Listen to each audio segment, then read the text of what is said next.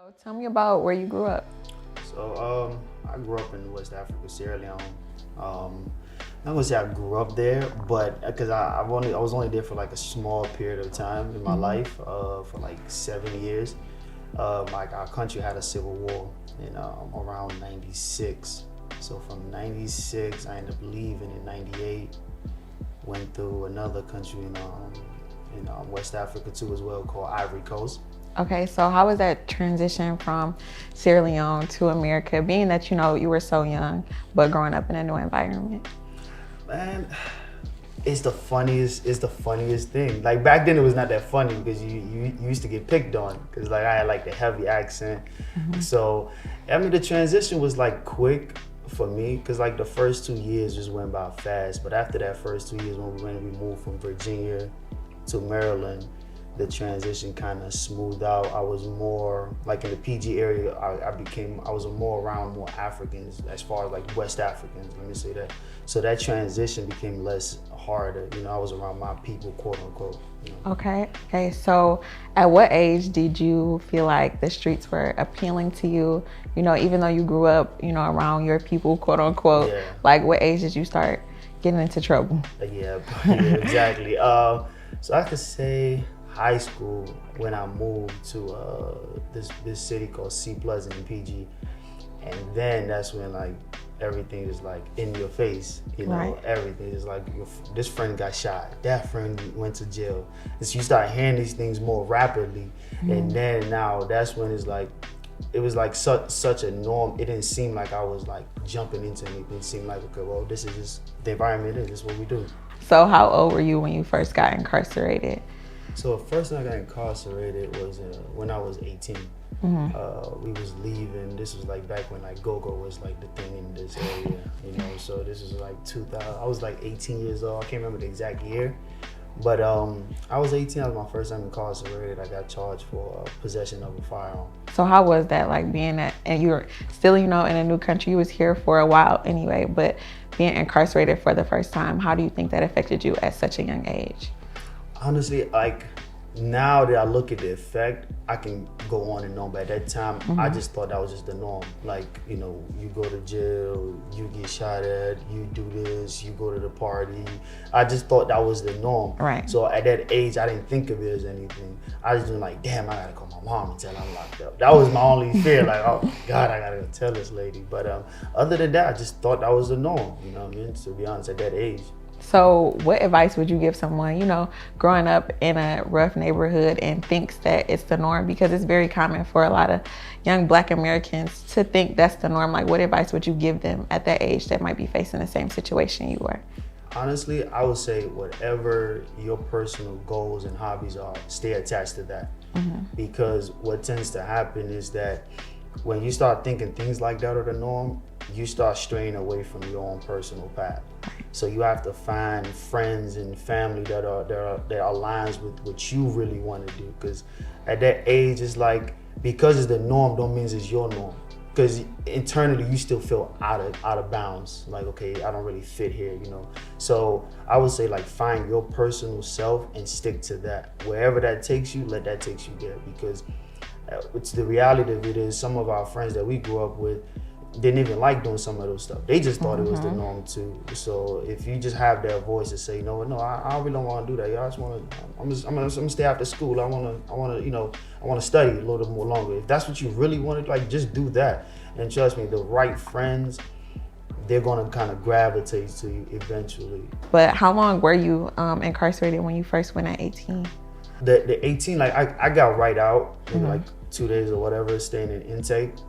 And I ended up fighting the case on the streets. But after that, it was just like back to back, locked up here, locked up there, in different states and stuff like. So that became the norm, just like I was saying. So for a while, I could say all the way to like I was 25, I was in and out of jail, in and out of jail. And so many people are stuck in that cycle, just going back and forth. You get out, it go good for a minute, and then you go back in. So just kind of advice for even that situation, keeping your head up high while, if you're trying to be on the right path, but you get thrown off, what advice would you give someone? I would say like change your environment. I'm not talking about like moving, because a lot of people want to move out of their cities that they're in. But the beautiful thing about being in America is that within certain cities, like diverse cities, you can choose certain pockets to navigate in.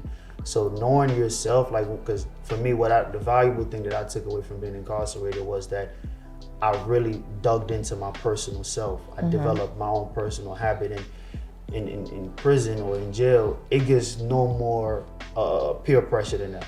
Like, everybody in there is on the same thing you're into. Maybe a few here and there, but it's so much in your face. It's not like in the streets where, okay, I don't want to live here, I can move.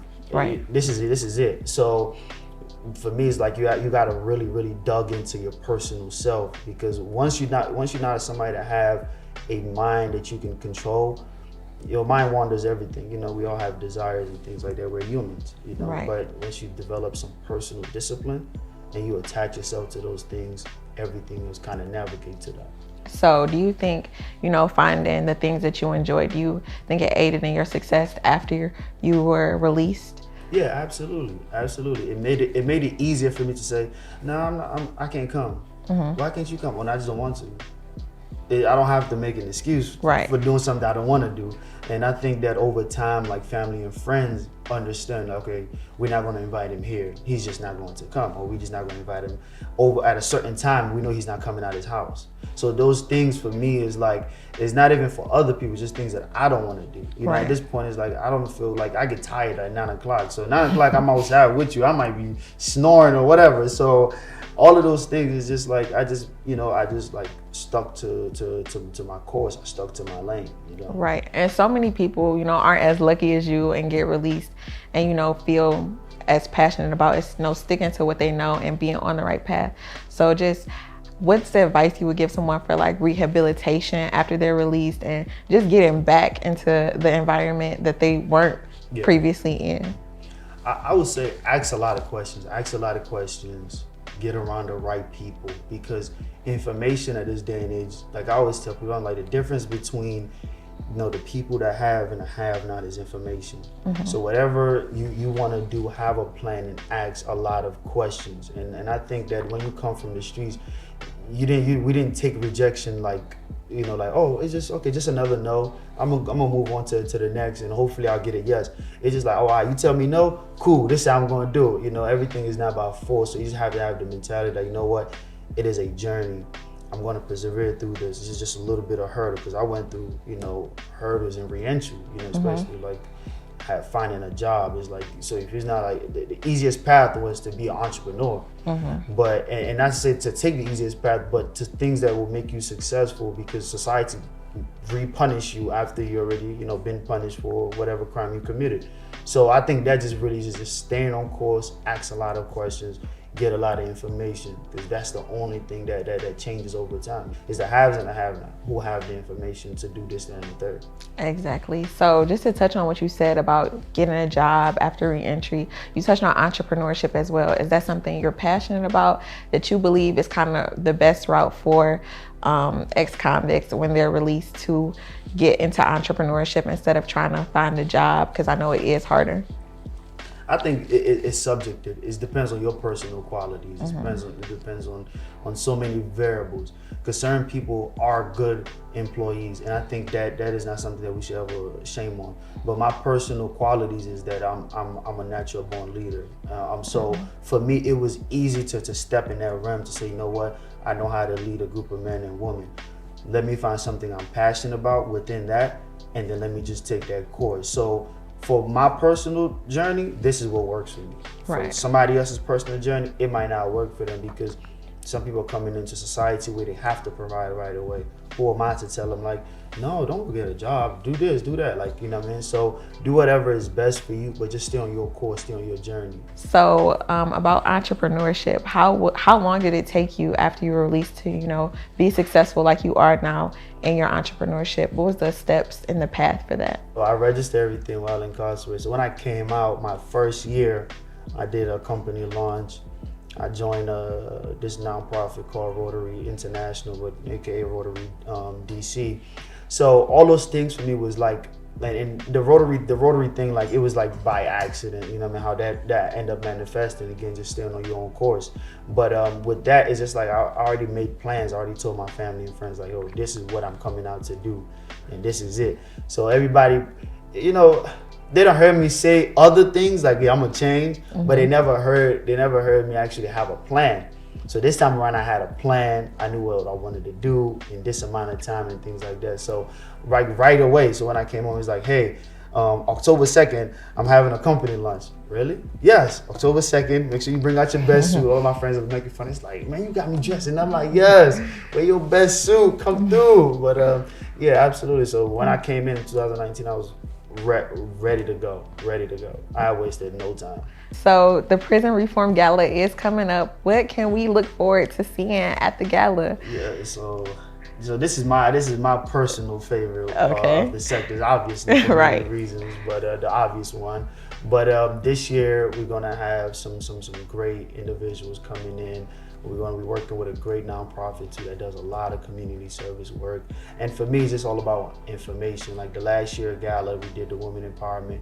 We share a lot of information with women that are empowering other women. Same thing this year. I wanted to have individuals that were formerly incarcerated empowering other individuals, or will send empowering messages out to individuals that are incarcerated. So that is our goal with everything, is how can we, if we're gonna have this gala, how can we share information? This is not about a popularity contest, trying to get the most famous person. It's about getting people that are informed so that we can be able to share those information to the public. Exactly, and like you said earlier, information is key, and giving people the space to ask questions and learn more. That's what helps the community, of course. Absolutely. So when is the date for the gala? When will it be? Okay, so the gala is July 24th.